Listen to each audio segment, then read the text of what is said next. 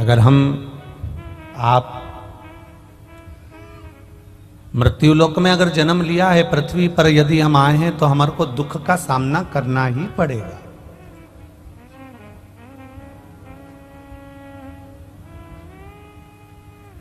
भगवान राम भी अगर इस मृत्युलोक में आए हैं तो उनको भी दुख का सामना करना पड़ा।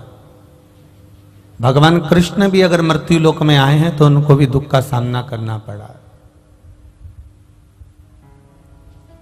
इस मृत्युलोक में जितने भी देवताओं का अवतार हुआ हो, प्रकट हुए हो, या संसार में जितने भी जीव, जलचर हो, थलचर हो, वायुचर हो या मनुष्य, अगर जन्म लिया है तो उसको दुख तो मिलना है। और बाबा कहते हैं गोस्वामी जी, कोई तन दुखी, कोई मन दुखी, कोई धन बिन रहत उदास, तुलसी या संसार में सुखी राम का दास। संसार में सब दुखी हैं, पर सुख किसको प्राप्त होता है? तो कहा जो भगवान की शरणागति में जाकर बैठ जाता है, भजन में जाकर बैठ जाता है, कथा में जाकर बैठ जाता है, या अपना संपूर्ण जीवन जो भगवान को छोड़कर चलता है, उसके जीवन में फिर दुख समाता नहीं है, दुख सताता नहीं। आप छोड़ो।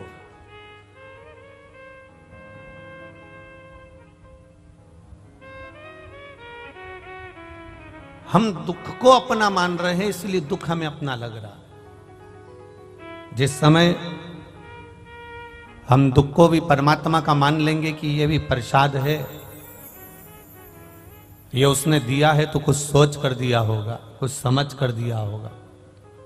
और हम ये मानकर जब अपने दुख को झेलना प्रारंभ कर देते हैं, कार्य करना प्रारंभ कर देते हैं, तो परमात्मा भी सोच लेता है कि आपको पहले कथा में कहा, एक आध बार आपने स्मरण किया होगा कि उसके मंदिर में जब जाओ, भोलेनाथ के चरणों में जब जाओ, मेरे त्रिकालदर्शी के पास जब जाओ, मेरे शंकर के मंदिर में, शिवालय में जब जाओ, आपसे पहले भी कहा, आज भी कह रहे हैं कि प्रसन्न होकर जाना, मुस्कुराकर। दुख कितना भी बड़ा हो, तकलीफ कितनी भी हो, कष्ट कितना भी हो,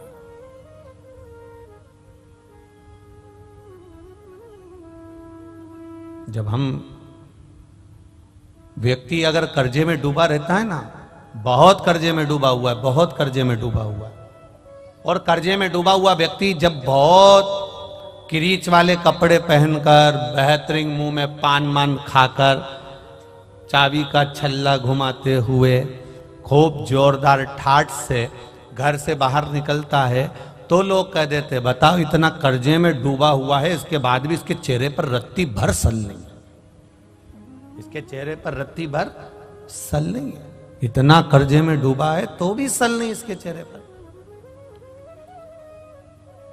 दुख आए, और वो दुख आने पर भी अगर आप मंदिर में जाकर भगवान से दुख काटने को नहीं कह रहे हो, आप शिवालय में जाकर भगवान शंकर से ये नहीं कह रहे हो कि मेरा दुख काट देना, आप तो शिवालय में जाकर केवल एक लोटा जल देवादिदेव महादेव को समर्पित कर रहे हो, तो भगवान देवादिदेव महादेव से जगत जननी जगदम्बा खुद कह देती हैं, माता पार्वती, कि इसको इतना दुख है, इतना कष्ट है, इतनी तकलीफ है, इसके बाद भी इसके चेहरे पर मुस्कुराहट है। तो शंकर भगवान भी कह देते हैं, अगर ये मेरे मंदिर में मुस्कुराते हुए आया है तो अब इसका दुख मैं काटूंगा, ये मुस्कुराता ही रहे, ये मुस्कुराएगा।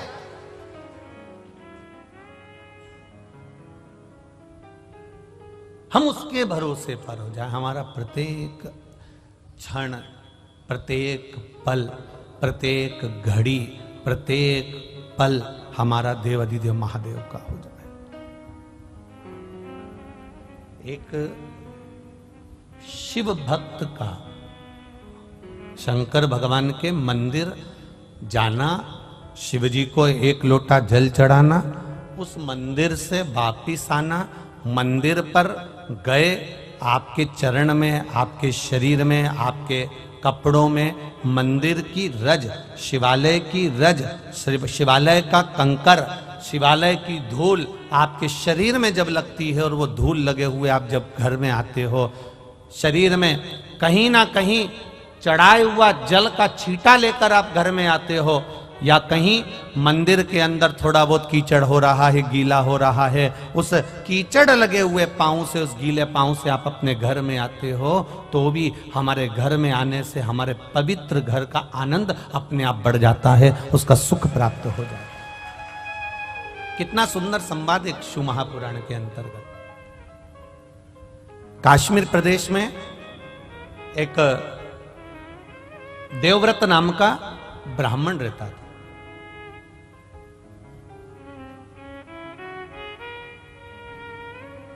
बड़ा धर्मात्मा था, पुण्यात्मा। भजन करना उसका एक आनंद था।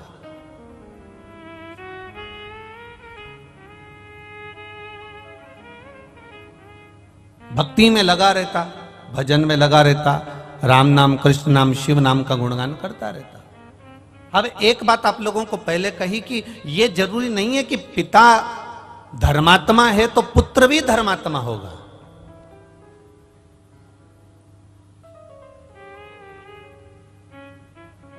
पिता अगर एक श्रेष्ठ वक्ता है तो पुत्र भी श्रेष्ठ वक्ता होगा।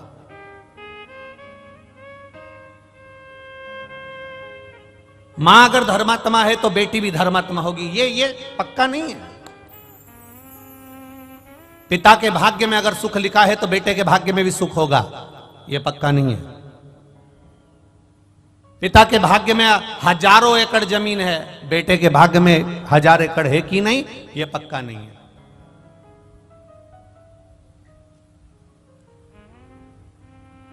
हां, यदि संस्कार अगर बच्चे को मिल रहे हैं, श्रेष्ठ संस्कारों से बच्चा अगर पोषित हो रहा है, श्रेष्ठ संस्कारों से बच्चा अगर बढ़ रहा है, बच्चा संस्कारित हो रहा है, तो यह निश्चित है कि फिर पलटकर देखने की जरूरत नहीं है। हम पहले कहे, आज फिर कहते हैं, 20 वर्ष तक माता पिता अपने बेटे को पढ़ाते हैं, लिखाते हैं, कॉलेज भेजते हैं, स्कूल भेजते हैं, कोचिंग भेजते हैं। 20 वर्ष तक माता पिता अपने बेटे को पढ़ा लिखाकर राम बनाने की चेष्टा करते हैं। 20 वर्ष तक माता पिता पढ़ाकर अपने बच्चे को राम बनाने का प्रयास करते हैं। और 20 दिन की, मात्र ओनली 20 दिवस, केवल 20 दिन, केवल 20 दिन की कुसंगति बेटे को रावण बना देती है। केवल 20 दिन की कुसंगति। 20 वर्ष तक माता पिता बेटे को राम बनाने का प्रयास कर रहे हैं। 20 वर्ष तक माता पिता बेटे को कोचिंग दे रहे हैं, ट्यूशन दे रहे हैं, अच्छी जगह पढ़ने भेज रहे हैं, ज्ञान की बातें कर रहे हैं, सब कुछ कर रहे हैं। 20 वर्ष तक माता पिता अपने बेटे को राम बनाने का प्रयास करते हैं, पर 20 दिन की कुसंगति बेटे को रावण बना देती है। कोई ऐसी संगत में बेटा पड़ जाता है, ऐसे मित्रों की संगति पड़ जाती है, ऐसे साथियों की संगति पड़ जाती है, ऐसे व्यक्ति की संगति पड़ जाती है कि उसका जीवन 20 दिन के अंदर वो रावण बन जाता है। उसका मन, चित्त, वृत्ति, उसके विचार अलग हो जाते हैं, घर से अलग।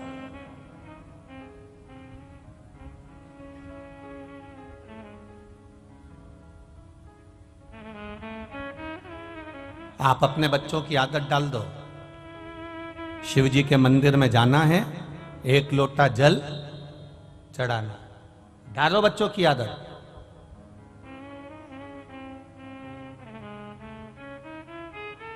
जिस घर के बच्चे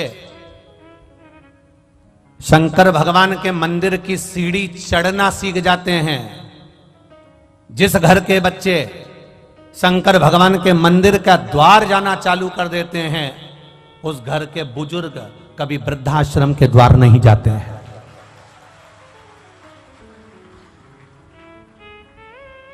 आपके बच्चे अगर मंदिर जा रहे हैं, आपके बच्चे अगर शिवालय जा रहे हैं, आपके बच्चे भगवान के मंदिर में जाकर 1 लोटा जल चढ़ा रहे हैं, प्रयास करना।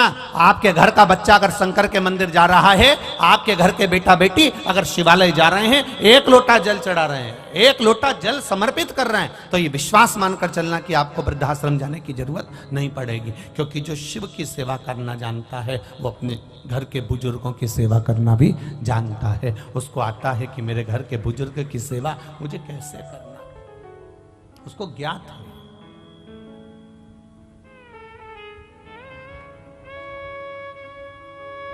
शंभु शरणे पड़ी मांगू घड़ी रे घड़ी, दुख काटो दया करी दर्शन आपो।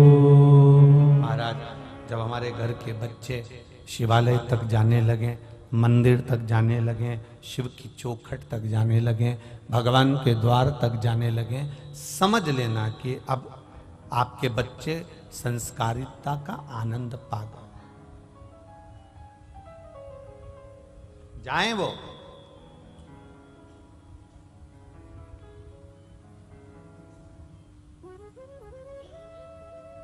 देवव्रत कश्मीर प्रदेश में रहने वाला एक ब्राह्मण है देवव्रत, जो भगवान का भजन करता है, स्मरण करता है, अपनी बेटी को रोज ज्ञान देता है, प्रतिदिन अपनी बेटी को समझाता है।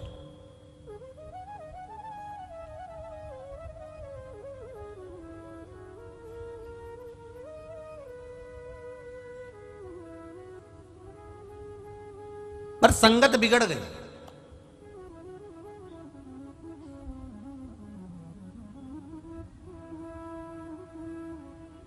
अपनी बेटी से रोज कहता है कि शिवालय जाकर एक लोटा जल चढ़ा दिया कर। अपनी बेटी से कहता अगर शिवालय नहीं जा सकती तो 2 मिनट भगवान का भजन कर लिया कर। अगर भगवान का भजन नहीं कर सकती तो मंत्र जाप कर लिया कर।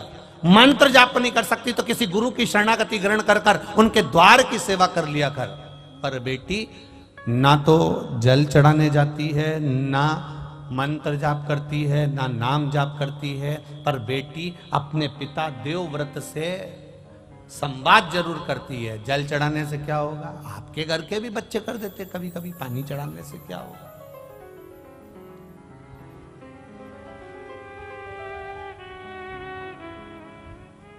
जल चढ़ाने से कौन सा फायदा है? एक बात बहुत ध्यान लगाना, बारिश का पानी, आकाश से जल, बरसात का जल जब जमीन पर गिरता है तो वो नाली में जाएगा, खड्डे में जाएगा, खड्डे में से नाली में जाएगा, नाली से गटर में जाएगा, गटर से नाले में जाएगा, नाले से नदी में जाएगा, नदी से तालाब सरोवर होता हुआ आखिरी में समुद्र के पास पहुंच जाता है। बारिश का जल गिरा तो वो समुद्र तक पहुंच जाता है। आपके नजदीक के मंदिर में जो शिवालय है, उस शिवालय पर अगर एक लोटा जल गिरा तो वो महादेव तक पहुंच जाता है। वो महादेव तक पहुंच जाएगा। आपने जो जल समर्पित करा, आपने जो जल चढ़ाया। आज बसंत पंचमी है,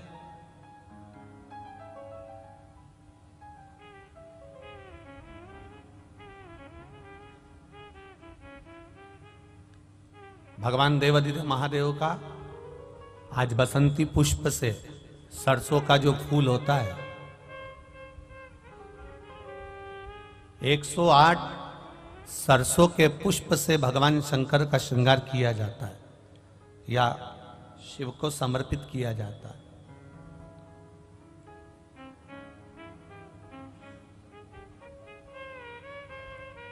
अगर डॉक्टर बोल भी देता है कि ऐसा लग रहा है कि कोई बड़ी बीमारी आने वाली है, शरीर में कोई ऐसा रोग आने वाला है कि ये बहुत बड़ा रहेगा, हम उनको हमेशा कहते आए हैं कि प्रयास करना कि बसंत पंचमी के दिन सरसों के फूल 108 शंकर भगवान को चढ़ जाएं, उसके बाद जांच करवाना प्रारंभ करो। बड़ी बीमारी नहीं आएगी, बाबा उसको टाल ही देगा। उसका नाम महामृत्युंजय है,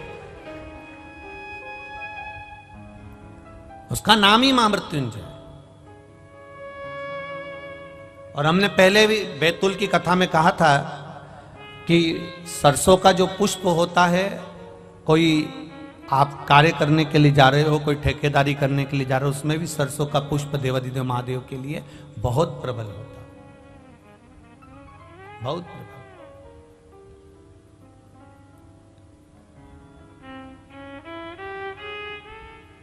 महाराज, बेटी को दिया ज्ञान, पर बेटी मानती नहीं, प्रश्न बहुत करती है, बहुत प्रश्न। पहले का एक समय था जिस समय पर माता पिता जो कह देते थे बच्चे वो मानते थे। बीच का एक समय ऐसा आया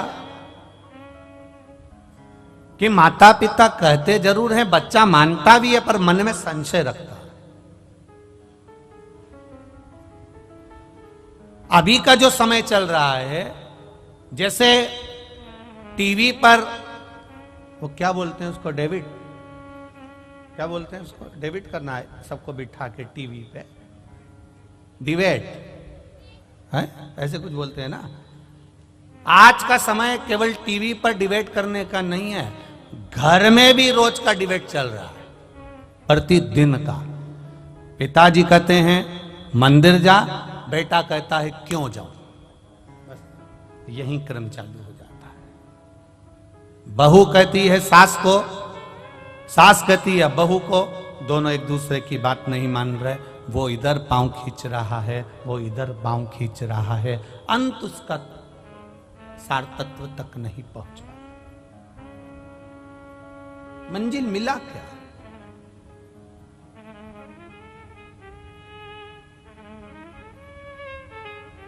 जितने भी चैनल खोलो और उस पर डिबेट होता हुआ दिखे तो आप प्रयास करना कि इसमें कहीं मंजिल मिल जाए तो जरूर बताना। मंजिल नहीं मिलती, किसी लक्ष्य तक नहीं पहुंच पाता, बीच में ही उसको छोड़ना पड़ता और वो संशय में घूमता रहता है। आज भी घरों में यही हो रहा है। माता पिता बच्चों से कहें कि तू जल चढ़ाने जा, माता पिता बच्चों से कहें कि तुम प्रणाम करो, माता पिता बच्चों से कहें कि तुम भजन करो, माता पिता बच्चों से कहें कि तुम कीर्तन करो। पर ये व्यासपीठ, ये शिव महापुराण की कथा हमेशा कहते आई है कि कल परसों की कथा में भी कहा था, एक माँ ने अपने बच्चे का हाथ पकड़कर संत से कहा, गुरुजी मेरे बच्चे से कह दो कि ये शक्कर ना खाए, मीठा ना खाए। गुरुजी ने 1 हफ्ते का समय मांगा और 1 हफ्ते बाद गुरुजी ने कहा कि बेटा तुम शक्कर मत खाना। तो माँ को क्रोध आ गया, ये बात तो तुम 1 हफ्ते पहले भी कह सकते थे। तो गुरुजी ने कहा, कह तो सकता था पर उस समय तक मैंने शक्कर छोड़ी नहीं थी, जब तक मैं छोड़ूंगा नहीं तब तक दूसरे से कहूंगा कैसे, इसलिए पहले मैंने छोड़ी है। आप सबसे निवेदन है, अपने बच्चे को ज्ञान देने से पहले स्वयं पहले मंदिर जाना प्रारंभ करो, शिव को जल चढ़ाना प्रारंभ करो, श्री शिवाय नमस्तुभ्यम कहना प्रारंभ करो, एक बेलपत्र बाबा को समर्पित करना प्रारंभ करो। फिर धीरे धीरे बच्चे अपने आप ढलते चले जाएंगे, उनको बोलने की जरूरत नहीं पड़ेगी, स्वयं ढले। देवव्रत, कश्मीर प्रदेश में देवव्रत नाम का ब्राह्मण, और ब्राह्मण अपनी बेटी को हमेशा कहता है अपनी संगति सही रखना, विचार सही रखना, सोच सही रखना, गलत लोगों में मत पड़ जाना, गलत लोगों के बीच में मत जाना। बार बार अपनी बेटी को समझाता था, पर बेटी का विवाह कर दिया गया। बेटी का विवाह करने के बाद भी बेटी की चित्त बुद्धि सही नहीं हो पाई। वो विवाह होने के बाद भी पर पुरुषों पर उसकी दृष्टि पड़ी रही, पर पुरुष पर उसकी दृष्टि पड़ी रही।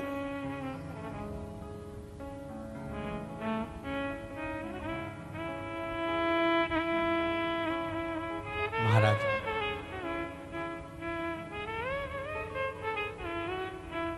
स्कंद पुराण का यह संवाद है। स्कंद पुराण का संवाद, दृष्टि गलत पड़ी रही। शादी होने के बाद भी पर पुरुष पर उसकी दृष्टि जाती थी। जो नारी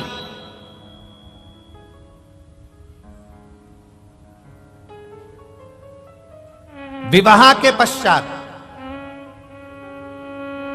किसी दूसरे पुरुष के साथ में स्मरण करे या शादीशुदा किसी पुरुष का घर तोड़ दे, वो नारी की गति स्कंद पुराण कह रही है। ये स्त्री, ये नारी, ये कन्या जिसका विवाह कर दिया गया और सोच नहीं सुधर पाई, वो नारी प्राण त्यागने के बाद में एक कुतिया का जन्म पाई। अब कुतिया तो बन गई, पर कुतिया का जन्म कैसा मिला? एक पांव उसका विकलांग था, कान टूटे हुए थे, आंखों से एक आंख फूटी हुई थी और शरीर पूरा खुजली के कारण उसके पूरे शरीर के उस जो स्वान की योनि मिली है, कुत्ता की योनि मिली है, उसके शरीर के पूरे बाल, पूरी खाल जगह जगह से निकली हुई थी। सारी दुनिया उस कुत्ते को देख रही है, उस स्वान को देख रही है, उस कुतिया को देख रही है। सारी दुनिया उसको देख कर कहती है बेचारा कैसा है। बताओ, आपके भी मोहल्ले में कोई कोई कुत्ता ऐसा होता होगा तो आप पे दया आती कि नहीं आती? अरे मुंह से तो बोलो, आती है ना दया? कैसा भयंकर है, बेचारे को कितना कष्ट है, बेचारे को कितना दुख है। बताओ, उसको ये रोग हो गया, उसका एक पांव टूट गया, उसके बताओ दिख भी नहीं रहा, उसको तो बेकार में पड़ा हुआ है बेचारा। अब वो कुतिया की योनि पा गई और कुतिया की योनि पाने के बाद शरीर में उसके रोग हो गया। एक दिन देवव्रत के मन में ये बात उत्पन्न हो गई कि मेरी बेटी का हुआ क्या, मेरी बेटी जो मर चुकी है वो गई कहां। एक दिन देवव्रत भगवान देवाधिदेव महादेव के मंदिर में बैठ गया, अखंड जाप करने के लिए बैठ गया, उठता ही नहीं है, उठता ही नहीं।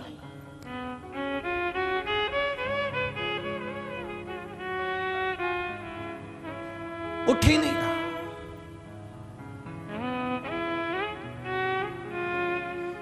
किसी किसी के पूर्व का पुण्य होता है तो मनुष्य के जन्म में भी उससे भजन होता है।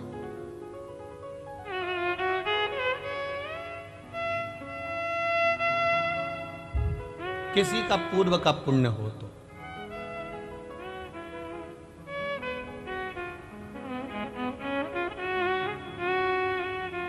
जिस समय पर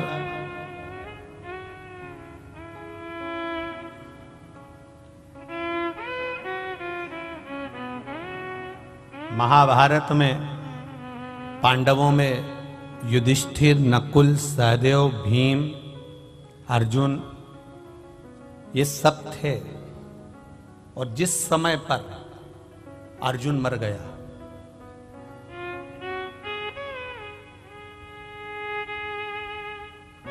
अर्जुन मर गया, जिसने महाभारत सुनी होगी उसके स्मरण में होगा, अर्जुन मरा, अर्जुन के प्राण छूटे। किस समय? जब युधिष्ठिर ने अश्वमेध यज्ञ करा और अश्वमेध यज्ञ करने के बाद में अश्व छोड़ा गया, अश्व छोड़ा गया। वो अश्व घूमते घूमते घूमते घूमते जा रहा था। अर्जुन उस अश्व के पीछे भेजे गए और अश्व के पीछे अर्जुन को भेजा गया कि ये अश्व जहां जा रहा है इस अश्व को तुम्हें देखना है, इस अश्व को छुड़ाना है। अर्जुन जहां जाते वहां दिग्विजय कर कर आते, वहां से विजय प्राप्त कर कर आते। वो अश्व जाते जाते जाते जाते जाते जाते आगे एक नगर में प्रवेश कर गया और मणिपुर नगर में जब वो प्रवेश करा,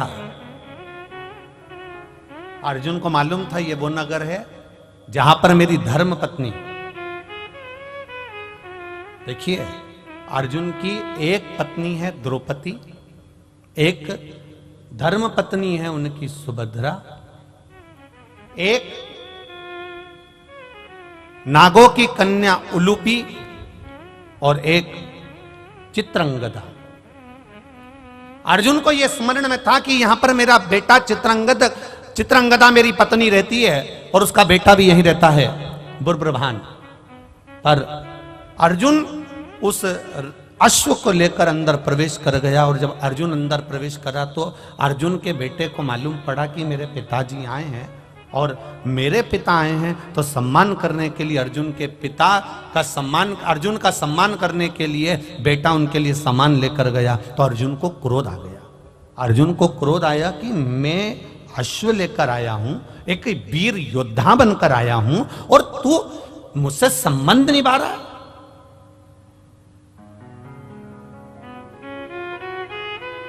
तुझे तो अश्व पकड़ना था और युद्ध लड़ना था, पर तू मेरा सम्मान करने के लिए आया है। अर्जुन ने अपने बेटे बुब्रभान को अपशब्द कहना प्रारंभ करा। इसी समय पर नागों की कन्या उलूपी बैठी हुई थी और उलूपी ने देखा कि बुब्रभान को अर्जुन चिल्ला रहे हैं। तब उलूपी ने कहा, बुब्रभान मैं तुम्हारी मां हूं बड़ी, एक काम करो तुम अपने पिता से युद्ध लड़ो। बुब्रभान ने कहा, मां अगर मैं पिता से युद्ध लड़ा और मेरे पिता को कोई घात हो गई तो? इसी समय पर उलूपी ने कह दिया, ये तो छत्राणी का जो पुत्र होता है, एक वीरानी का जो पुत्र होता है, वो युद्ध के मैदान में ये नहीं देखता कि पिता है कि कौन है, आओ और तुम युद्ध लड़ो। बस इतना कहना था और कहते से बुब्रभान ने बाण चलाना प्रारंभ करे, इधर अर्जुन ने बाण चलाना प्रारंभ करे। दोनों में भयंकर युद्ध हो गया और युद्ध होने के बाद जैसे ही युद्ध होते होते आगे तक बढ़ा, इतनी देर में बुब्रभान को भी घात लग गई और अर्जुन के प्राण छूट गए। अर्जुन मर गए, अर्जुन के प्राण छूट गए। आई चित्रंगदा रोती रोती आई, मेरा पति चले गया। बेटे तुमने क्या कर दिया? अपने पिता को मार दिया, अपने पिता को समाप्त कर दिया। मां मैं पिताजी के साथ युद्ध नहीं लड़ना चाहता था, पर मां ने कहा है, उलूपी माता बोली है मुझसे युद्ध लड़ने के लिए। चित्रंगदा ने कहा, उलूपी तेरा मेरा मांग का सिंदूर उजड़ गया और तू अपने बेटे से कहती है कि युद्ध लड़ो। चित्रंगदा के सामने उलूपी ने कहा, मैं छत्राणी हूं, छत्री की बेटी हूं। मैंने अपने बेटे को, इस बुब्रभान को केवल एक छत्री का फर्ज अदा करने का प्रयास करा है।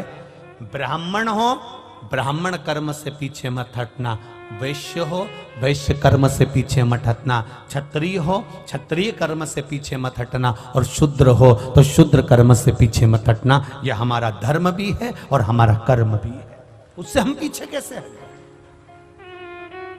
तुमने श्रेष्ठ नहीं करा, तुमने अच्छा नहीं करा।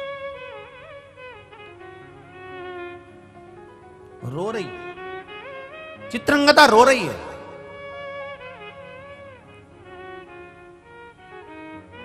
आंखों में जल भरा है, ये अर्जुन मर गए, अब जीवित कैसे होगा? उलूपी ने कहा, मैं नागों की कन्या हूं, मैं जानती हूं अर्जुन को जीवित कैसे करना, क्या कर सकती हो? बुब्रभान धृतराष्ट्र सर्प के पास जाना, और धृतराष्ट्र सर्प के पास जाना, और उस धृतराष्ट्र सर्प कौन? शिव जी के गले में कौन सा नाग होता है? जम के बोलो जरा। वासुकी नाग शंकर भगवान के गले में होता है। वासुकी नाग का सबसे बड़ा बेटे का नाम था धृतराष्ट्र। वो धृतराष्ट्र नहीं, पांडव और कौरव वाला, वो अलग है। वासुकी नाग का सबसे बड़ा पुत्र है धृतराष्ट्र, सबसे बड़ा बेटा।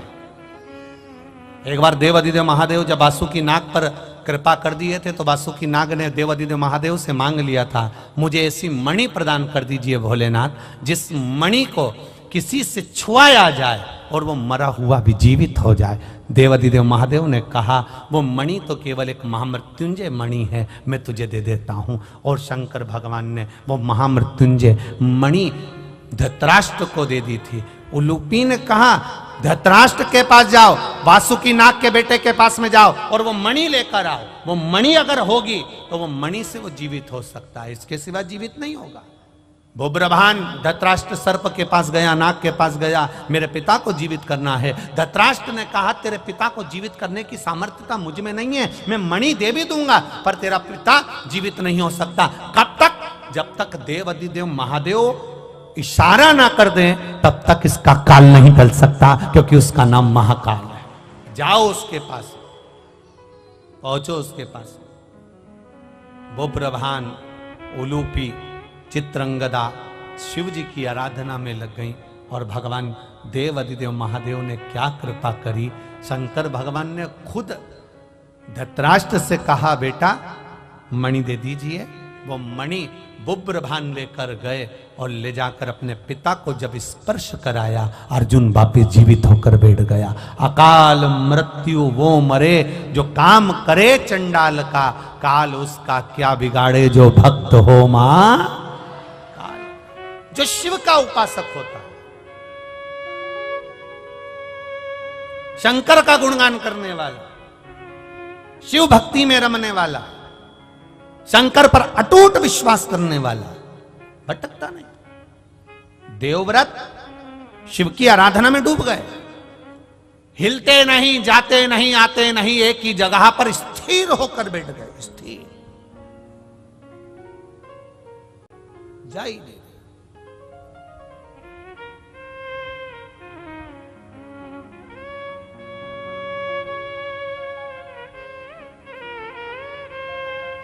जब कोई नारी या कोई पुरुष व्रत करता है, उपास करता है, उपास करता है, वो किसी भी देवता का उपास करे, शनिवार का करे, मंगलवार का करे, बुधवार का करे, गुरुवार का करे, रविवार का करे, तीज का करे, चतुर्थी का करे, अष्टमी का करे, एकादशी का करे, प्रदोष करे, द्वादशी करे, पंचमी करे, तीज करे, छठ करे, नवरात्रे करे, चतुर्थी करे, कोई पुरुष या स्त्री या बच्चा कोई भी व्रत करता है, जिस दिन वो व्रत रखता है उस दिन उसके शरीर में कौन सी देवी का अंश आकर विराजमान हो जाता है जिससे वो व्रत सफल कर पाता। बोलो रे भाई, कौन सी देवी का अंश आ जाता है जिससे उसका व्रत, किसी भी व्रत को करे, वो एकादशी करे, द्वादशी करे, प्रदोष करे, सोमवार करे, मंगलवार करे, बुधवार करे, नवरात्रे करे, तीज करे, चतुर्थी करे, छठ करे, प्रदोष करे, दिवाली करे, दशहरा करे, जो व्रत उसको करना है करे, मंगलवार करे, वो कौन सी देवी एक ऐसी होती है, भगवान शंकर की वो कौन सी एक माता, एक देवी ऐसी है जो व्रत करने वाले की तप साधना में साथ देती है और उसकी तप साधना को बढ़ाने का काम करती है। वो केवल एक देवी है, शाकंभरी माता। कौन सी माता है? माता शाकंभरी, केवल एक है जो व्रत साधना तप आराधना करने वाले के साथ हमेशा साथ देने के लिए उसके हृदय में विराजमान होती है, उसके चित्त वृत्ति में बैठी रहती है। भजन का बल, शाकंभरी तप साधन। कितना सुंदर कहा है, जो व्रत करता है ना, हम तो यहां तक कहते हैं कि अगर कोई कथा सुनने बैठा हुआ है, कथा सुन रहा है, आपको जाना है, आपका शरीर का जरा सा अंश भी चलते समय दूसरे के शरीर को नहीं लगना चाहिए। शिव महापुराण में वर्णन आया है पितरों की 3 कन्याओं का, मेना, धन्या, कला, इन तीनों का वर्णन आया है। पितृलोक में ये तीनों आराम से रह रही थी और सनकादि ऋषि बैठकर तप कर रहे थे, कथा की चर्चा कर रहे थे, सत्संग कर रहे थे। पहले मेना निकल कर गई, फिर धन्या निकल कर गई, फिर कला निकल कर गई, एक के पीछे एक तीनों निकल कर गई। तीनों निकल कर गई, इनका शरीर का लहंगा संत सनकादि ऋषि के जंघा पर पड़ गया। क्रोध आ गया, ऐ मेना, धन्या, कला, मैं तुम्हें श्राप देता हूं कि तुम तीनों मृत्यु लोक में एक साधारण सी स्त्री बनोगी।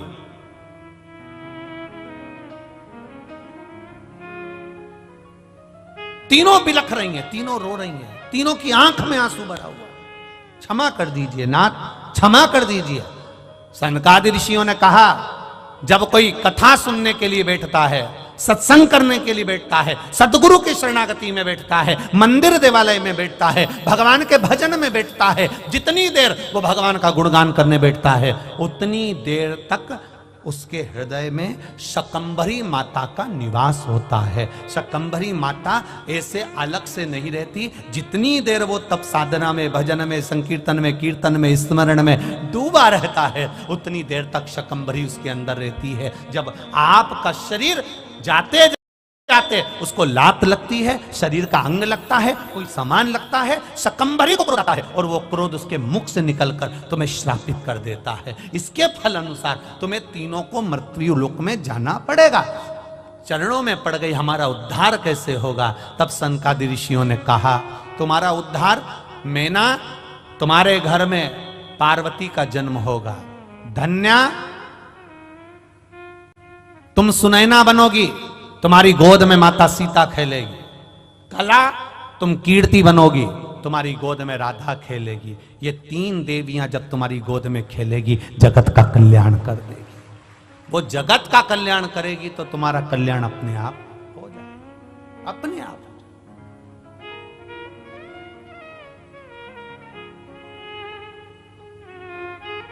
हम यहां तक कहेंगे, उसका भी स्मरण रहे।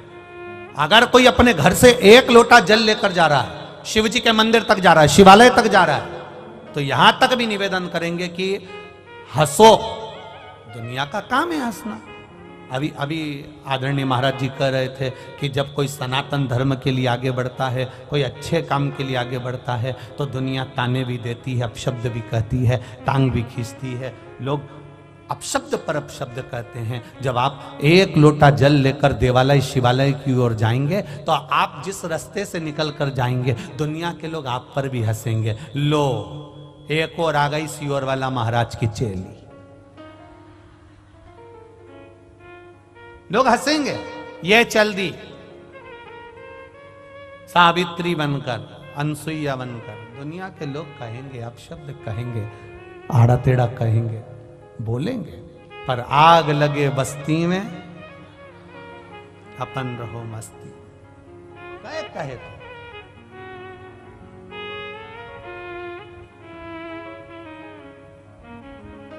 वो कहे, कहने वाला कहता रहेगा।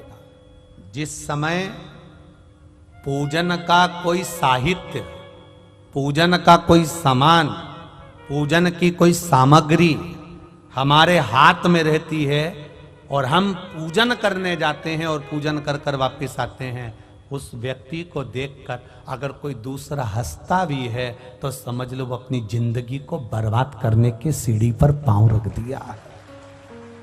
उसने अपनी जिंदगी की बर्बाद होने वाली सीढ़ी पर पांव रख दिया कि अब उसको बर्बाद हो निश्चित है। देवव्रत शिव जी के सामने बैठा है, घोर तप कर रहा है, घोर तप, अखंड तप करने में लगा हुआ। और ऐसा अखंड तप देवव्रत कर रहा है, उसको केवल एक चीज मालूम करना है कि मेरी बेटी, जिसको मैं समझा समझा कर रह गया, वो बेटी की दशा कैसी है। तब देवव्रत ने अखंड तप करा। मेरे देव अधिदेव महादेव खुद नहीं आए, मां अंबा नहीं आई, जगदम्बा नहीं आई, शिव जी ने अपने नंदी को भेज दिया। नंदीश्वर, जाकर मालूम करो देवव्रत क्या चाहता है, इस देवव्रत को चाहिए क्या, जाओ जरा मालूम करो, जाओ। और महाराज, तब साधना का जो बल होता है वो कोई साधारण नहीं होता। दूध में सुगंध गंध नहीं होती, दूध में सुगंध गंध कब आएगी? जब दूध को आप तपाओगे, फिर उसको जमाओगे, जमाकर फिर उसका घी निकालोगे, और घी निकालोगे तब उसमें गंध आना, सुगंध आना प्रारंभ हो जाएगी।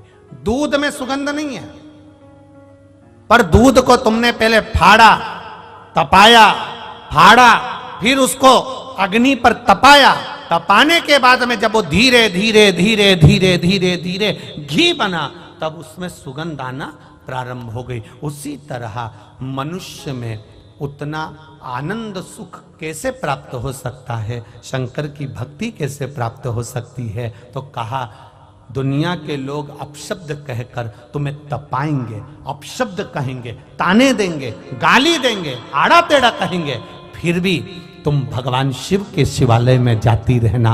जब तपते रहोगे तपते रहोगे तपते रहोगे तो एक दिन सुगंधित घी बन जाओगे और आपका जीवन सार्थक हो जाएगा। तपाएंगे लोग, कहेंगे, दुनिया के लोग कहेंगे जो कहना।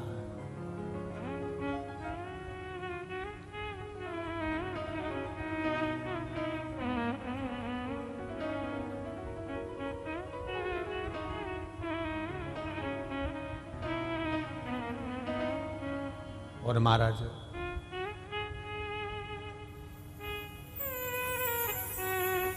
जब हम भगवान की शरणागति में जाकर बैठ जाएंगे, तप ले, तप लो खूब दिल से।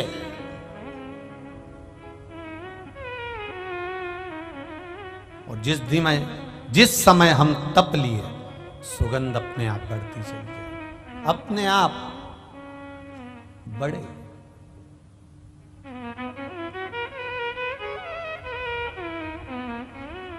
शिव कथा कह रहे हैं,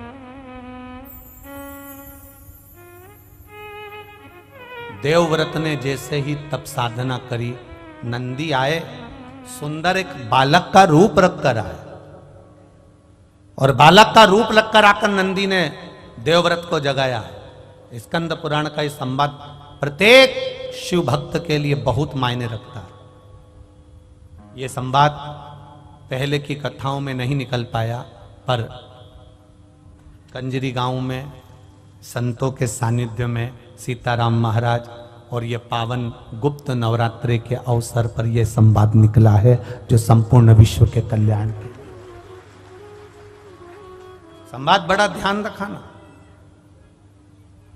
नंदी 5 वर्ष के बालक का रूप रखकर आए और नंदी देख रहे हैं कि देवव्रत समाधि में लीन है, तप में लीन है, भगवान की भक्ति में लीन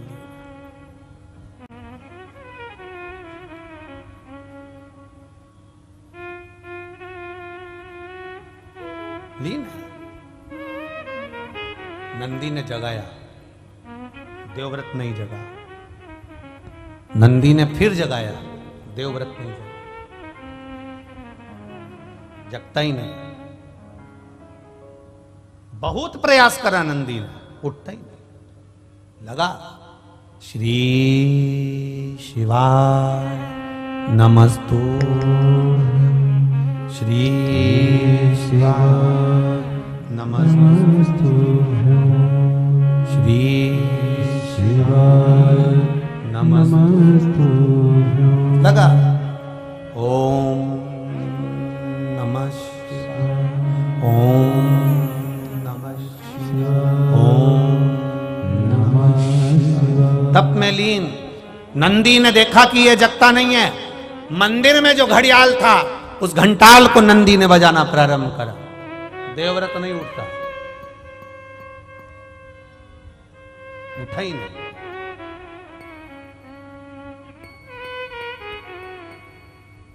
फिर बजाया। आखिरी में देवव्रत के नेत्र खुले। 5 वर्ष के बच्चे को देखकर थोड़ा क्रोध देवव्रत को आया। कारण, मैं बेटा तप कर रहा था और मैं बैठकर अगर तप कर रहा हूं तो मेरे तप साधना को क्यों नष्ट कर रहा है। आ जाता है कभी कभी क्रोध। घर में बूढ़ी बूढ़ी माताएं, जब दादी माएं, जब बुजुर्ग माताएं सेवा करती है और घर का छोटा छोटा बच्चा उनका सामान लेकर भग जाए, दिया ले गया, दीपक ले गया, अगरबत्ती उठा के ले गया, ठाकुर जी को जो भोग धरा रही थी भोगी उठा के ले गया, जो मोहन थाल रख रही थी मोहन थाली ले गया, कहीं ठाकुर जी की माला जी उठाकर ले गया, तो दादी को क्रोध आ जाएगा। पर उसको क्रोध नहीं आना चाहिए। भगवान परीक्षा ले रहा है, भगवान देख रहा है कि ये क्रोध करती है कि नहीं करती है। भगवान ये देखता है। अब इसको 5 वर्ष के बच्चे पर क्रोध आ गया। देवव्रत को क्रोध आया, उठकर खड़ा हुआ। जैसे ही खड़ा हुआ, इतने में बच्चे ने कह दिया, बाबा आपको तप करते हुए देखकर मेरे मन में एक प्रश्न आया है। आप तप किसके लिए कर रहे हो? आप साधना किसके लिए कर रहे हो? आप व्रत किसके लिए कर रहे हो? आप उपास किसके लिए कर रहे हो? किसके लिए?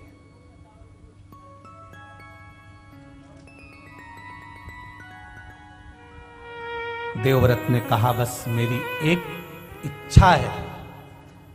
क्या इच्छा है आपकी? बस एक इच्छा, मेरी बेटी जो प्राण छोड़कर चली गई है उसको मुझे देखना है। वो है कहां, उसकी दशा क्या है। नंदी को हंसी आ गई। 5 वर्ष का नंदी ठहाका लगाकर हंस दिया। हंसा तो देवव्रत को और क्रोध आ गया। ए बालक, मेरे शब्द को सुनकर तू हंस रहा है। नंदी ने हंसते हुए कहा, बाबा, जो कर्म कर कर मरा है उसको अगर देखोगे तो आप भी रो पड़ोगे, इसलिए जो हो गया उसको आप मत देखिए, मत देखो। जो पूर्व में कर कर आए हो उसे अब देख कर करोगे क्या। कई लोग कहते हैं हमने किसी का बुरा नहीं करा गुरुजी, हमने कभी किसी का बुरा नहीं करा गुरुजी, फिर भी लोग हमारा बुरा क्यों करते हैं। हम कहते हैं जी जी, इस जन्म में तुमने किसी का बुरा नहीं करा, पर अगला जन्म किसने देखा कि तुमने किसका बुरा करा होगा। जिसका करा होगा वो आज तुमको त्राड़ दे रहा है, आज तुमको कष्ट दे रहा है। जिसने पूर्व समय में गौ माता को एक रोटी दी, प्रेम से उसको सहलाया, वो गौ माता तुम्हारे घर में बहु माता बनकर आ गई। वो तुम्हारे यहां सेवा कर रही। और जिसने गौ माता को देखकर एक रोटी देने के बाद में हट हट, अरे शास्त्र तो उठाओ। कितने वीरों में वीर थे राजा जनक, राम जी महाराज के ससुर, दानवीर, भजनावली, कीर्तनी, दुनिया के लोग उनका नाम उच्चारण करते हैं। राजा जनक जैसा कोई नहीं, राजा जनक जैसा कोई नहीं, राजा जनक जैसा कोई नहीं, राजा जनक जैसा कोई नहीं। जनक जितने बड़े दानी थे, पुण्यवात्मा थे, स्मरणी थे, भजनावली थे, कीर्तनी थे, उसके बाद भी राजा जनक को नरक का द्वार जाना पड़ा। कारण क्या था। उसके बाद भी राजा जनक नरक के द्वार पर, केवल एक कारण से। राजा जनक भी नहीं समझ पाए कि मुझे और नरक, इतना मैंने पाप कुछ नहीं करा, मैं तो राम जी का ससुर हूं, मैंने जानकी को पाला है, जानकी मेरे पास में रही है, मैंने सब यज्ञ करा है। और शास्त्र कहता है, श्रीमद् भागवत कहती है, देवी भागवत कहती है कि वेद व्यास जी महाराज के यहाँ सुखदेव जी महाराज का प्रागट्य हुआ। सुखदेव जी महाराज शादी करने को तैयार नहीं हुए, तब वेद व्यास जी ने कहा किसी गुरु की शरणागति जाओ, तो वो राजा जनक की शरणागति में गए थे। और राजा जनक जी के दरवाजे पर जाकर सुखदेव जी महाराज खड़े रहे थे। और सुखदेव जी महाराज के कोई गुरु हैं तो वो जनक जी महाराज हैं। जब सुखदेव जी के गुरु जनक जी हैं, राम जी के ससुर जनक जी हैं, माता जानकी के पिता जनक जी हैं, तो फिर इनको नरक क्यों जाना पड़ा। केवल एक जरा सा काम था, एक छोटा सा काम, छोटा सा काम। जनक जी का रथ जा रहा था। अब समझना जरा, लोग कहते ना हमने किसी का बुरा नहीं करा, तो हम कौन, ऐसा क्यों हो रहा है, हमें तकलीफ क्यों आ रही है, हमें दुख क्यों आ रहा है, हमें कष्ट क्यों आ रहा है, हमें बीमारी क्यों आ रही है। ना तो मैं सुपारी खाऊं, ना मैं कभी गलत चीज खाऊं, उसके बाद में मुझे रोग क्यों आ रहा है, तकलीफ क्यों आ रही है। पूर्व का राजा जनक जी महाराज का रथ जा रहा था। जाते जाते रथ बीच में जब पहुंचा, सामने गाय खड़ी थी।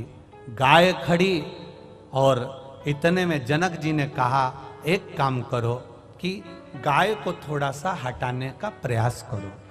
रथ के बीच में गाय खड़ी है, गाय हट नहीं रही, हट नहीं रही। जनक जी नीचे उतरे और गौ माता के आगे हाथ जोड़े, आप हट जाओ, नहीं हटी। इसके बाद राजा जनक ने गाय को धक्का देकर बस थोड़ा सा साइड में करा था, बस एक अंश की गलती कर दी थी कि गाय को एक हाथ से धकेल कर पीछे की ओर हटाया था और गाय के पीछे से जनक जी महाराज निकल कर चले गए थे। तो चित्रगुप्त महाराज और धर्मराज ने कह दिया, कौन आया है, राजा जनक, बड़े पुण्यात्मा हैं, बड़े धर्मात्मा हैं, पर इन्होंने गाय को जाना था उधर, रास्ता चेंज कर दिया था इधर का, इसलिए इनका भी स्वर्ग का रास्ता चेंज कर दिया। जाना था स्वर्ग, घूमते हुए लेकर जाए, ले जाओ, रास्ता चेंज करो। बदलो रास्ता। जनक जी महाराज जब रास्ता बदला गया स्वर्ग जाने का, नरक से होते हुए जा रहे थे। नरक में पड़े हुए जीव सब चिल्ला रहे थे। जनक जी महाराज थोड़ी देर वहां खड़े हो गए। सारे जीवों ने चिल्लाना चालू कर दिया, महाराज रुक जाओ, महाराज रुक जाओ, महाराज रुक जाओ। आवाज लगा रहे जनक जी महाराज रुक जाओ।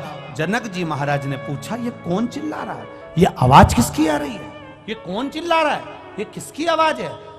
सब ने कहा, ये जो नरक में पड़े हुए हैं ना, ये चिल्ला रहे हैं। ये क्यों चिल्ला रहे हैं? कारण क्या है?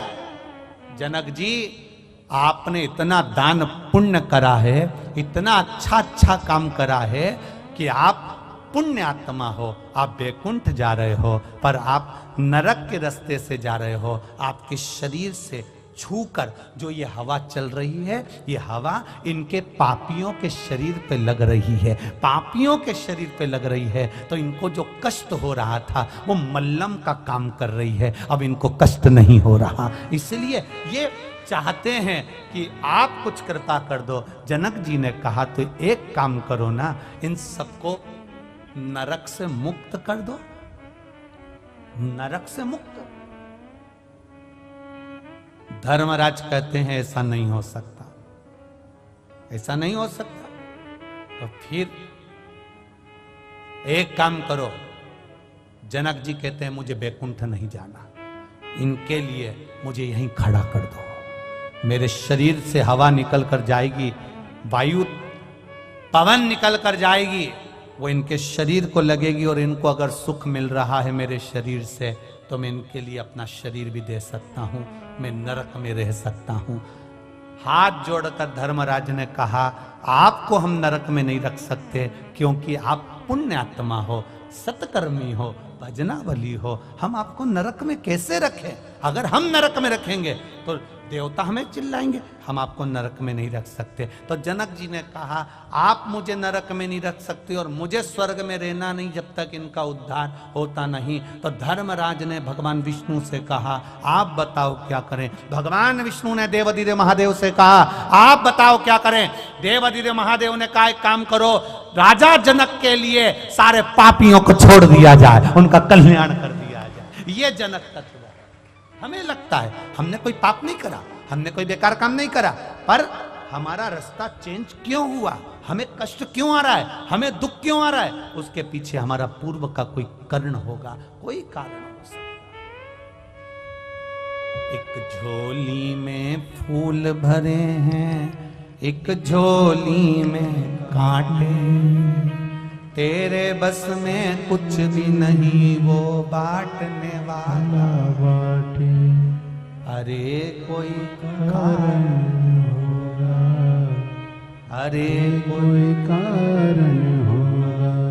धन का बिस्तर मिल जाए पर नींद को तरसे में, धन का बिस्तर मिल जाए पर नींद को तरसे नहीं, कांटों पर भी सोकर आए किसी के मन को चैन। अरे कोई कारण होगा, अरे कोई कारण होगा। किसी किसी के यहाँ डनलप का गद्दा बिछाए, एसी का रूम, वीआईपी रूम, सोते सोते भी एक गिलास केसर का दूध,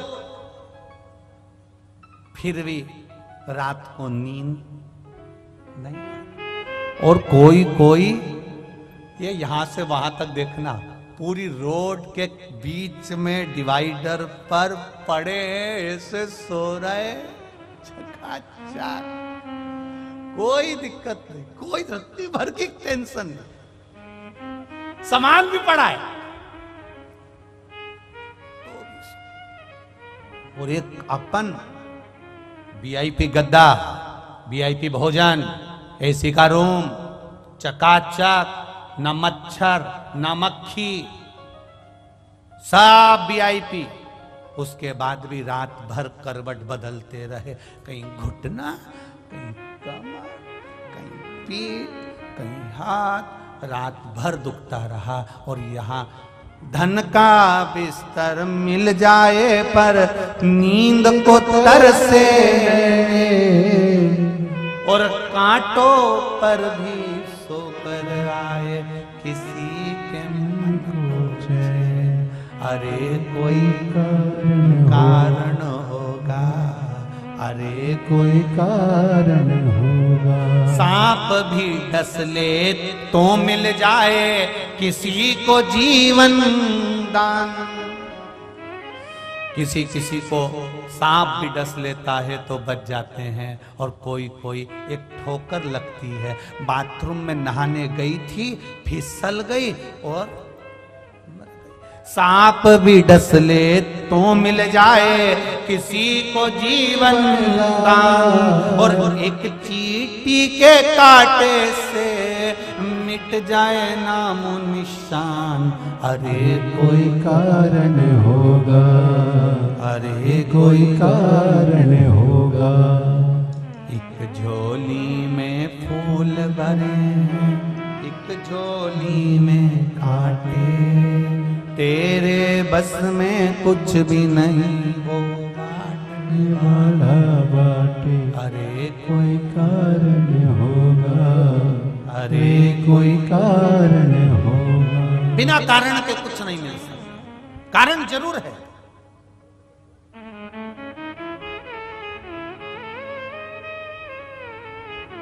कितने संख्या में आ पाए, 3-3 पंडाल भरे पड़े, हजारों की तादाद में आप लोग आकर विराजमान हुए, और इससे भी ज्यादा लोग कंजरी और हालोल में रहते होंगे। क्या सब कथा में जाके बैठ गए क्या? नहीं। अरे कोई कारण होगा। ये आने का प्लान भी बनाए थे, इनने विचार भी करा होगा कि 26 जनवरी की छुट्टी पड़ेगी, अपन चले। इनने सब प्लान बनाया। इनके प्लान से क्या होता है? पहले महादेव को भी तो प्लान बना दो कि तेरा क्या होगा रे कालिया। यहां बुला लेंगे तो फिर तो सर्टिफिकेट मिल जाएगा। अगर यहां बुला लिया, यहां तक पहुंच गया, तो इसको एक प्रमाण पत्र मिल जाएगा। ये प्रमाण पत्र लेकर ऊपर पहुंच गया तो देख लो। शिव महापुराण की कथा में गया था कंजरी, यमराज, मेरे से तो कुछ बोलना ही मत, डिग्री है। तो भोलेनाथ ने भी सोचा भैया जितनों को डिग्री देना है उतनों को ही बुलाओ, बाकी को डिग्री से दूर रखो, नहीं तो ये आफत कर देंगे ऊपर आकर। वैसे ही गुजरात वालों ने बहुत आफत करके रखी है दिल्ली में बैठकर। अब बोल तो बोल। तो इन्होंने कहा इनको नीचे ही पावागढ़ में इनको पंछीड़ा रे उड़ के जा, पावागढ़ इनको वही गरबा रमने दो।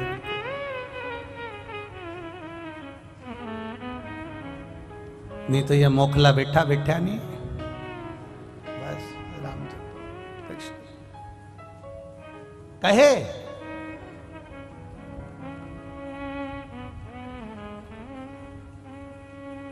देवव्रत से पूछा,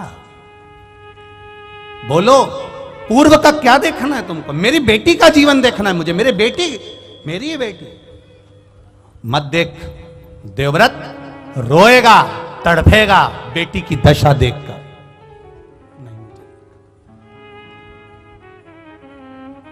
मुझे अपनी बेटी देखना। भगवान शंकर का शिवलिंग पर लगा हुआ चंदन नंदीश्वर ने उठाया, देवव्रत के मस्तक पर लगाया।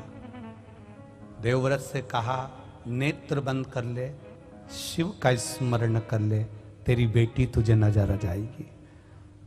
जो चंदन लगाया, भस्म धारण कराई, देवव्रत ने देखना चालू करा, देखना चालू करा।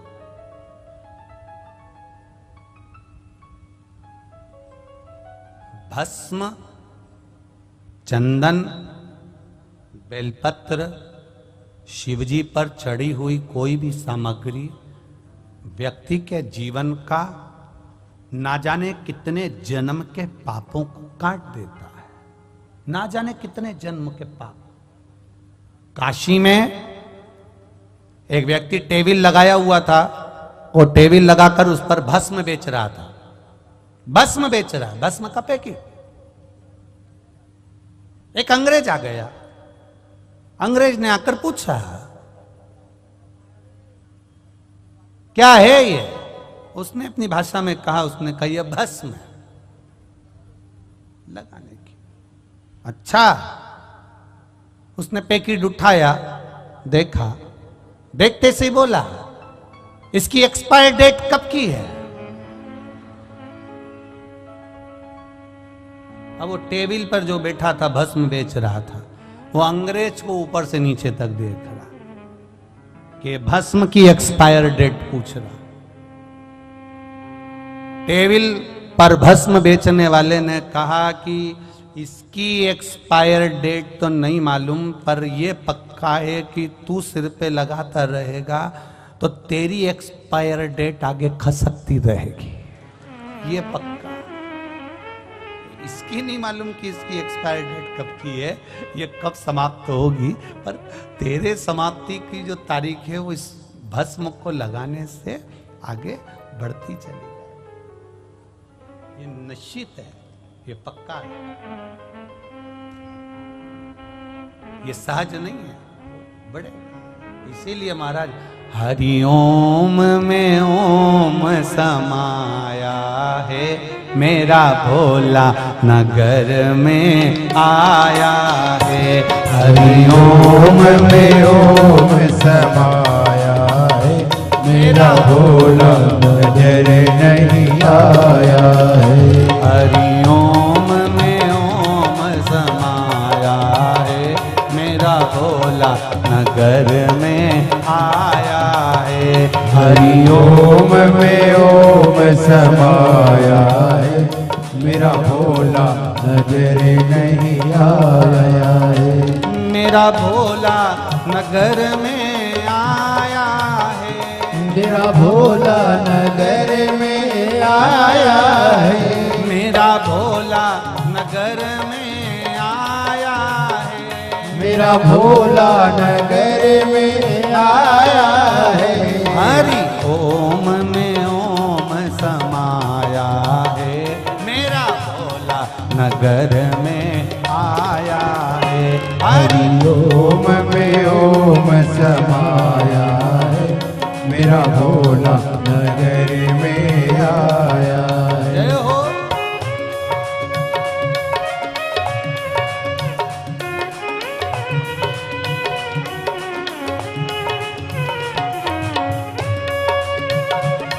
शंभो।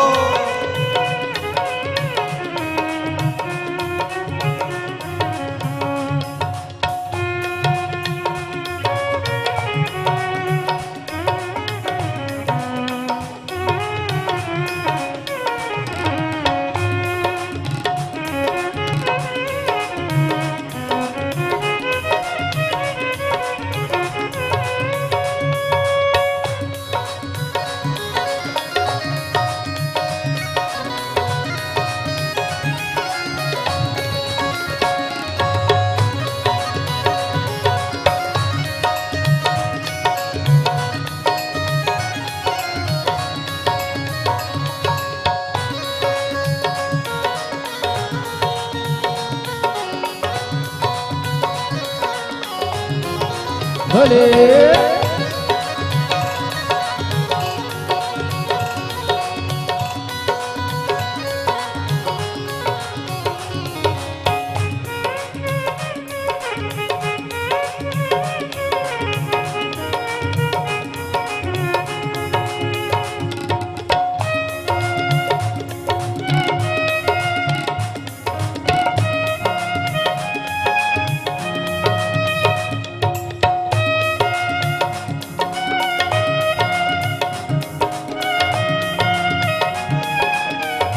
शंभो।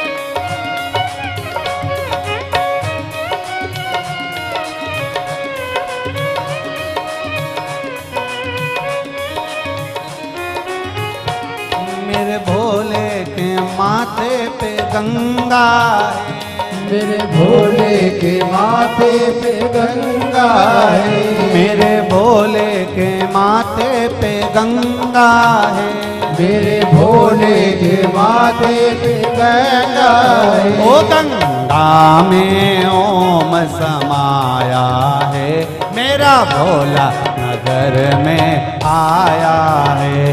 गंगा में ओम समाया है, मेरा भोला नजर नहीं आया है। ओ गंगा में ओम समाया है, मेरा भोला नगर में आया है। गंगा में ओम समाया है, मेरा भोला नजर में आया है। मेरा भोला नगर में आया है, मेरा भोला नगर में आया है। ओ मेरा भोला नगर में आया है, मेरा भोला नगर में आया है। हरि ओम में ओम समाया है, मेरा भोला नगर में आया है। हरि ओम में ओम समाया है, मेरा भोला नगर में आया है। जय हो।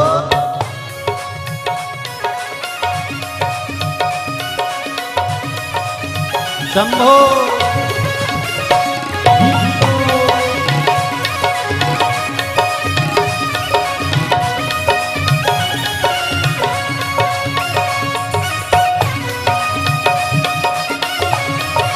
हरि बोल राधे।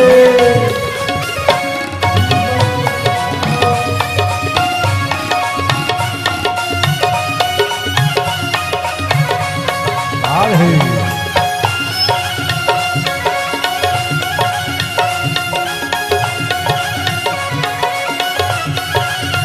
हरि बोल।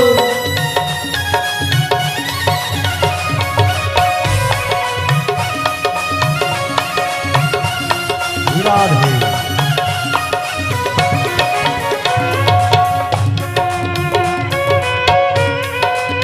जय हो। हे भोले।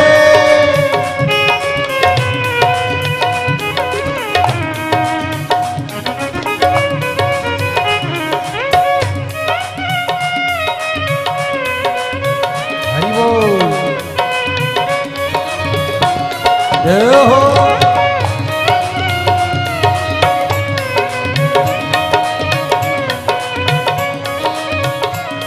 जय हो।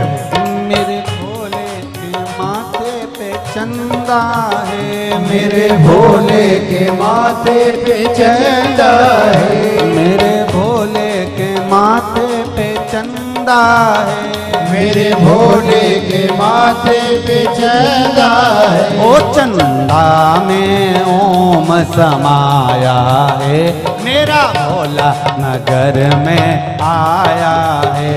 चंदा में ओम समाया है, मेरा भोला नजर नहीं आया है। चंदा में ओम समाया है, मेरा भोला नगर में आया है। चंदा में ओम समाया है, मेरा भोला नजर नहीं आया है। मेरा भोला नगर में आया है, मेरा भोला नगर में आया है। ओ मेरा भोला नगर में आया है। मेरा भोला नगर में आया है। ओ हरि ओम में ओम समाया है, मेरा भोला नगर में आया है। हरि ओम में ओम समाया है, मेरा भोला नगर में आया है। शंभो।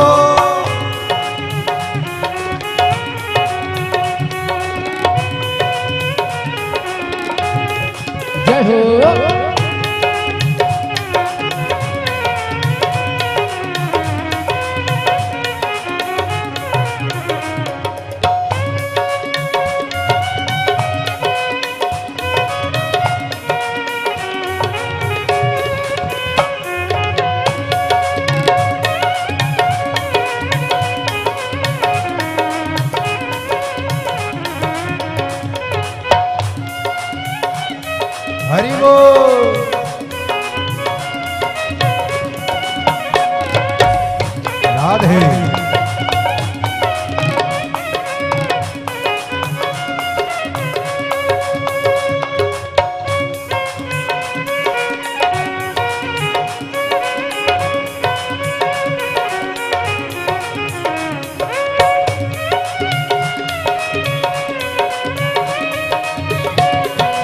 शंभो।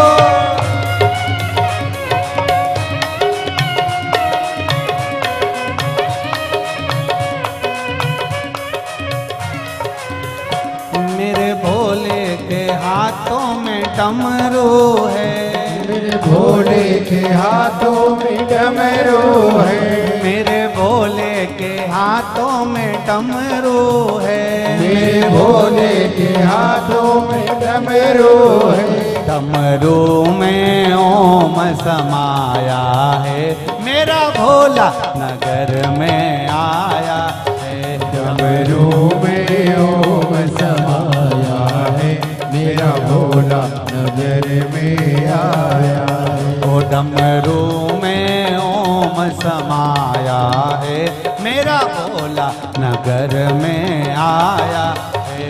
डमरू में ओम समाया है, मेरा भोला नगर में आया है। मेरा भोला नगर में आया है, मेरा भोला नगर में आया है, ओ मेरा भोला नगर में आया है, मेरा भोला नगर में आया है। ओ हरि ओम में ओम समाया है, मेरा भोला नगर में आया है। हरि ओम में ओम समाया है, मेरा भोला नगर में आया है। ओ हरि ओम में ओम समाया है, मेरा भोला नगर में आया है। हरि हरि ओम में ओम समाया है, मेरा भोला नगर में आया है। ए मेरा भोला नगर में आया है, मेरा भोला नगर में आया है, ओ मेरा भोला नगर में आया है, मेरा भोला नगर में आया है। ओ हरि ओम में ओम हरि बोल। समाया है, मेरा भोला नगर में आया जय है। हो। हरि ओम में ओम समाया है, मेरा भोला नगर नहीं आया है। मेरा भोला नगर में आया हरि है, बोल। मेरा भोला नगर में आया है, मेरा भोला नगर में आया है, मेरा भोला नगर में आया है। मेरा भोला नगर में राधे। आया है। मेरा भोला नगर में आया है। हार हार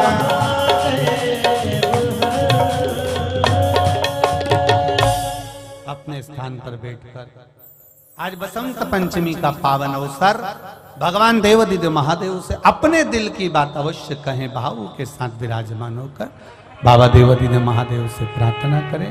भाव से कहिए, देवादिदेव महादेव से,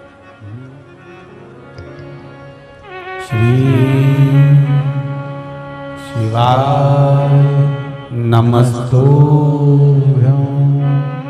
श्री शिवाय नमस्तुभ्यं, श्री शिवाय नमस्तुभ्यं, श्री शिवाय नमस्तुभ्यं, श्री शिवाय नमस्तुभ्यं। भोला सब दुख काटो भार, हो भोला सब दुख काटो मार। शिव शंकर जपो तेरी माला, भोले बाबा जपो तेरी माला। भोला सब दुख काटो मारा, ओ भोला सब दुख काटो मारा। शिव कथा कर रहे हैं। देवव्रत से 5 वर्ष के नंदी पूछ रहे हैं कि आप तप क्यों कर रहे हो। कहा मेरी बेटी के बारे में मुझे जानना है, उसका जन्म कहाँ हुआ, कैसी है वो, क्या कारण से उसका क्या जन्म हुआ, वो मुझे समझना है। नंदीश्वर ने कहा मत देखो अपने पूर्व के जन्म को, उसके हुए जन्म को, रोगे तुम। नहीं महाराज मुझे देखना है। तो देखना है, भस्म लगा दी, चंदन लगा दिया। चंदन और भस्म जिसके मस्तक पर लग जाता है उसको पूर्व का किया गया पाप कर्म भी उसका कट जाता है। और जैसे ही देवव्रत ब्राह्मण का पाप कर्म घटा, उसने अपनी बेटी के जीवन को देखा तो वो एक कुतिया की योनि में, एक स्वान की योनि में, पांव टूटा हुआ है, कान कटा हुआ है, आंख फूटी हुई है, मुख से ज्यादा कुछ खा नहीं सकती, शरीर के पूरे बाल निकल गए। जैसे एक कोई कुत्ते को तुमने देखा होगा, उसका पूरा शरीर बेकार हो जाता है, वो पड़ा हुआ है। देवव्रत रो रहा है, रोने लगा देवव्रत, उसकी आंखों से आंसू बहने लगे देवव्रत की। और देवव्रत की आंख से जब आंसू बहने लगे, रोने लगा, नेत्रों से नीर बहने लगा, जल बहने लगा। नंदी करे क्यों रो रहे हो? देवव्रत कहता है मेरी बेटी की यह दशा मुझसे नहीं देखी जाती, कुछ कृपा करो। भगवान नंदीश्वर ने कहा कृपा करने वाला तो केवल एक है, वो देव अधिदेव महादेव है। बड़ा सरल, बड़ा सहज, बड़ा सरल है। एक लोटा जल चढ़ा दो और वो सारी समस्या का हल कर देता है। ऐसा देव अधिदेव महादेव। एक पत्र आया है बड़ा सुंदर।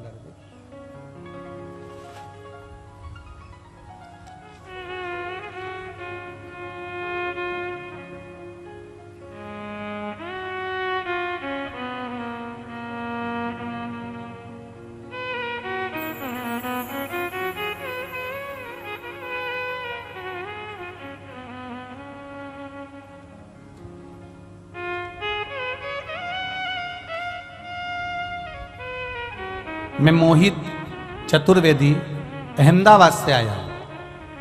कहीं बैठे हो? मोहित चतुर्वेदी अहमदाबाद से। आप ही हैं? दोनों हाथ हिला दो एक बार ऐसा। श्री शिवाय नमस्तुभ्यम। एक बार वापिस हिला दीजिए। श्री शिवाय नमस्तुभ्यम। मैं मोहित चतुर्वेदी अहमदाबाद से आया हूं। मैं बाबा की कृपा का क्या बखान करूं गुरुदेव। मैं बहुत अधिक कर्जे में दब गया था। मैं एक प्राइवेट कंपनी में जॉब करता हूं। मुझ पे इतना कर्जा हो गया था कि मेरी पूरी सैलरी सिर्फ EMI में चली जाती थी। इतना ही नहीं, मेरी नौकरी में भी दिक्कत होने लगी।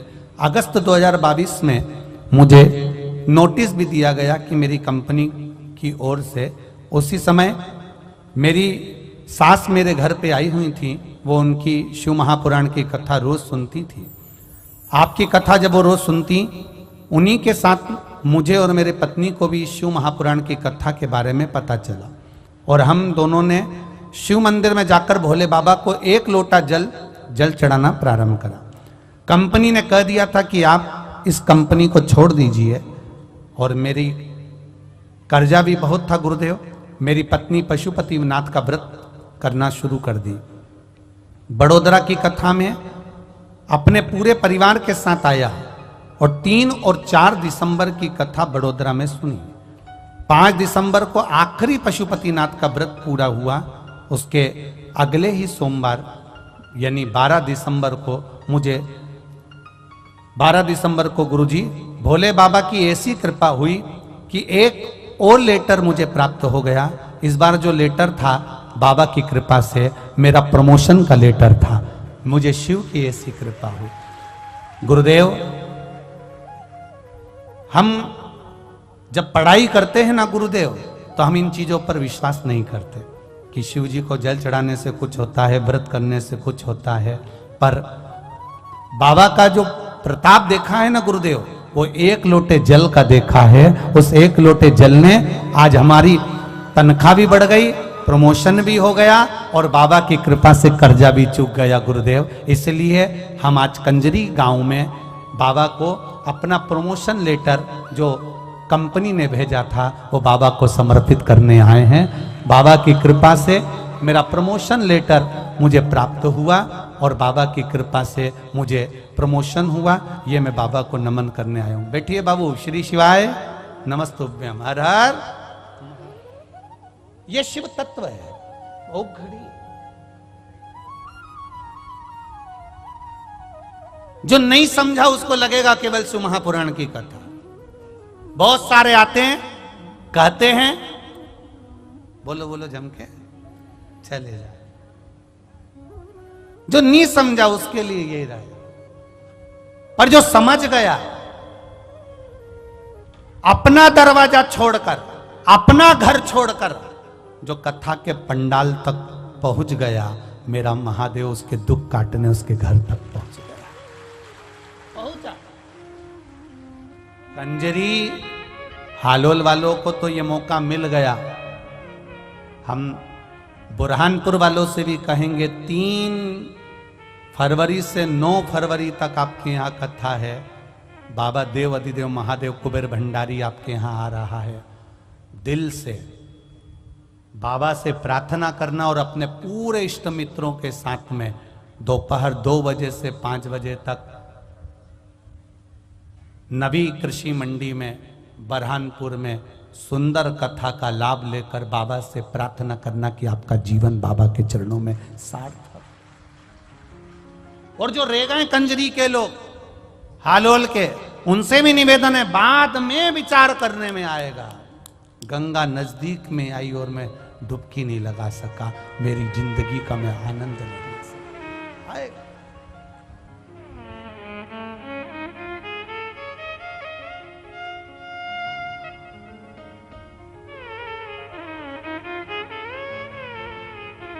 एक हॉस्पिटल होता है, एक एम्बुलेंस होती है।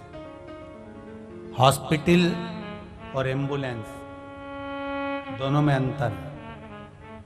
हॉस्पिटल चलकर तुम्हारे पास तक नहीं पहुंचेगा, चलकर कौन पहुंचेगी? एम्बुलेंस। प्राथमिक उपचार करती करती एम्बुलेंस तुम्हें हॉस्पिटल तक ले जाएगी और फिर तुम्हें ठीक कर देगी। ये शिव महापुराण की कथा नहीं है, ये 7 दिन की एम्बुलेंस है जो आकर बैठ गया और परमात्मा के चरणों तक पहुंच गया। ये दुख जीवन है, मनुष्य का शरीर है, मानव की देह, ये मानव का शरीर मिला है। ऐसा नहीं कोई संत, कोई साधु, कोई गुरु, कोई महात्मा, कोई जोगी, कोई सन्यासी, कोई तपस्वी, कोई साधक, कोई उपासक, कोई आपसे कह दे कि मैं आपको ऐसा कर देता हूं कि आपको दुख ही नहीं आएगा, तो फिर आप उसके हाथ जोड़ लेना और कह देना जब राम जी थे उन पर भी दुख था, उनके भी गुरु एक से बढ़कर एक थे, तो फिर वो दुख क्यों नहीं काट सके? दुख आया है तो झेलना तो पड़ेगा। बस भजन के बल पर वो दुख थोड़ा थोड़ा कटते चले जाता है और हम परमात्मा के होते चले जाते हैं। कोई कहे तुमसे कि दुख नहीं आएगा, कपट नहीं आएगा, तुम्हारे जीवन में तकलीफ नहीं आएगी, कष्ट नहीं आएगा, हो ही नहीं सकता। नहीं हो सकता, बिल्कुल नहीं हो सकता। दुनिया के दुख हरने वाले पर भी दुख आन पड़ा, जग को रोशन करने वाले को आधी रात में आना पड़ा। दुनिया के बंधन काटता वो, उसको भी जेल में आना पड़ा। जो दुनिया के बंधन काटता है वो कारागार में जन्म ले रहा है, साधारणता नहीं है, ये पूर्व के कर्म का भोग। एक चिड़िया को सीता जी ने कैद में रखा, मां जानकी को कैद में रहना पड़ा। राम जी ने छुपकर मारा था बाली को, उस बाली ने छुपकर मारा भगवान कृष्ण के चरणों में मारा। जरा नाम का व्याघ्र बनकर कर्म का भोग है, भोगना जो पूर्व में किया आज भोगेंगे, आज करेंगे, फिर भोगेंगे। उसको कौन टाल सका? देवव्रत रो रहा है, मेरी बेटी की ये दशा, एक स्वान की योनि, एक कुतिया की योनि, मेरी बेटी की। बिलक पड़ा, रोह पड़ा, कुछ नहीं कर रहा। शंकर भगवान के शिवालय को, शिवलिंग को पकड़ लिया और पकड़कर देवव्रत आंख से आंसू बहाने लगा। कुछ कृपा करो करुणा सागर, करुणा कर दीजिए दातार, कृपा कर दीजिए। मेरी बेटी ऐसी भयंकर योनि में पड़ी हुई है, शरीर पूरा खुजला हो गया है उसका, क्योंकि उसको अभिमान इतना था। पिता देवव्रत अपनी बेटी को समझाता था, गलत दृष्टि मत करना, गलत जगह पर मत जाना। परसों की कथा में कहा था, नियत, नीति और नजर, ये तीन गलत जगह पर चली जाती है तो जिंदगी बर्बाद हो जाती है। नियत अगर गलत हो गई तो बर्बाद हो गए, नीति अगर गलत हो गई तो बर्बाद हो गए, और नजर अगर गलत हो गई तो बर्बाद हो गए। नारी पर पुरुष पर अगर अपनी दृष्टि देती है, किसी का शादीशुदा जीवन है और उसके घर में आग लगाकर तू उसमें शामिल होना चाहती है, तो तू अपने अगली जिंदगी का स्मरण कर लेना, ये देवव्रत की कन्या का स्मरण कर लेना कि तेरी जिंदगी क्या होगी, तेरा जीवन क्या होगा। ये देवव्रत की कथा कर रही है। एक इतना बड़ा ब्राह्मण, ऐसा साधु, ऐसा सन्यासी, ऐसा तपस्वी, ऐसा साधक, ऐसा उपासक जो भगवान शिव की भक्ति में लगा है, तो भी इस कन्या को भोगना पड़ रहा है। क्यों? कर्म का भोग है। तेरी शादी हो गई थी, जिस पुरुष के साथ तू रह रही थी उसकी भी शादी हो गई थी, उस नारी को रोना पड़ रहा था, हाथ जोड़कर कहती थी मेरे पति को छोड़ दे, मेरे पति को त्याग दे, पर तू उससे इतनी आसक्ति कर बैठी, इतनी आसक्ति कर बैठी इस शरीर के चक्कर में। अब शरीर का सुख अब भोग ले। पांव टूट गया, आंख फूट गई, कान कट गया और पूरा शरीर खुजेला होकर और पड़ा है एक कोने में। देवव्रत रो रहा है, मेरी बेटी का उद्धार कैसे होगा, मेरी बेटी का उद्धार कैसे होगा। ये केवल स्त्री के लिए नहीं है कथा, पुरुषों के लिए भी है। तुम भी स्मरण करना, किसी के साथ अगर गलत कर्म किया है तो तैयारी रखना, ये अगर स्वान रूप में कुतिया बन सकती है तो तुम भी कुत्ता तो बन ही सकते हो। स्मरण रहे आपको, स्मरण रहे। नियत, फिर बोलो तीन चीजें, नियत, नीति, ये बहुत काम की है, ये नजर बहुत ध्यान रखिए। सबसे ज्यादा लफड़ा यही करती है, सबसे ज्यादा दिक्कत इसी की है। भोगना सबको पड़ता है। एक आम के पेड़ पर, आम के पेड़ पर आम देखा किसने?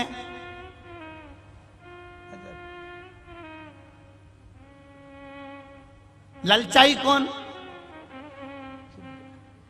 आम तक कौन लेकर गया? चढ़ा कौन? तोड़ा किसने? हाथ। खाया किसने? स्वाद किसने लिया? गया कहां? और माली ने पकड़ लिया और जो दोचना चालू करा, पिटा कौन? रोया कौन? जैसा कर्म करोगे वैसा भोगोगे। देखा भी तू नहीं था, अब रोए भी तू। कर्म तेरा है, भोगो। बस तुम भी देख लो, किसी भी नारी को, स्त्री को, पुरुष को गलत दृष्टि से देख लो, फिर याद रखना, दरवाजे पे लिख लेना तेरा क्या होगा रे कालिया। तैयारी कर लेना, होगा। मत बुरे कर्म कर